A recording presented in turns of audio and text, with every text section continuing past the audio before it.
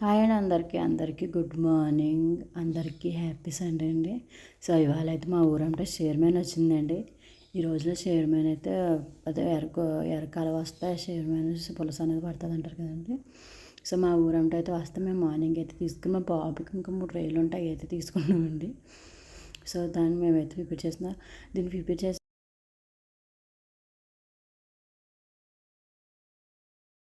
So ఫైనల్గా అయితే mix చేసి పెట్టేసుకున్నాం కదండి. ఇప్పుడైతే మేము కూర అయితే వేసేసుకుంటున్నాము.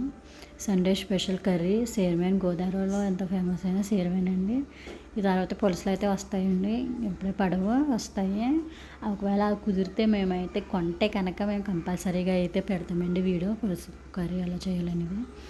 అంటే మా స్టైల్లో మేము ఎలా చేస్తామో గోదావరి స్టైల్ అనేది మేము పెడతామండి. కొంతమంది చాలామంది వెరైటీగా చేస్తారండి. వెరైటీ ఏముందిలేండి, అదే ఉల్లిపాయ అదే టమాటా. సో ఫైనల్గా కర్రీ అయితే వేస్తామండి.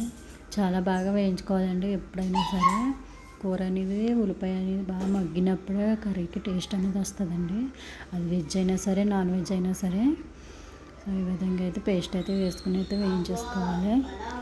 సో మా బాబు అయితే ఇవి చిన్న చేపలు అనేది తినండి. తనకి 3 రొయ్యలు అయితే తీసుకున్నామండి. అవి అయితే మేము మా 3 కదండి, కొంచెం ఏదో ఉప్పు కారం వేసి ఫ్రై చేసి అయితే పెట్టేస్తామండి. సో మీలో ఎంతమందికి సేర్మన్ అంటే ఇష్టమైతే కామెంట్ సెక్షన్లో కామెంట్ చేయండి.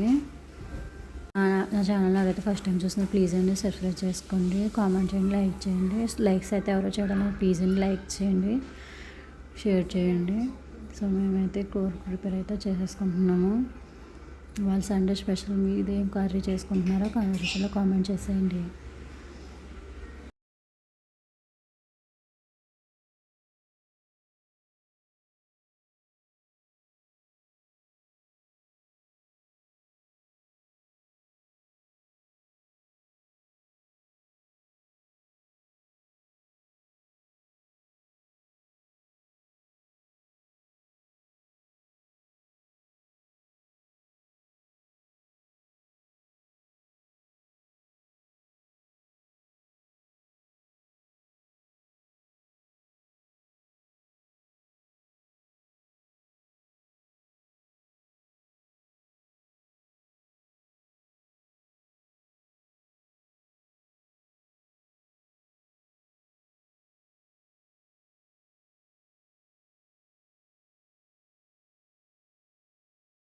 ఫైనల్గా కూర అయితే రెడీ అయిపోయిందండి.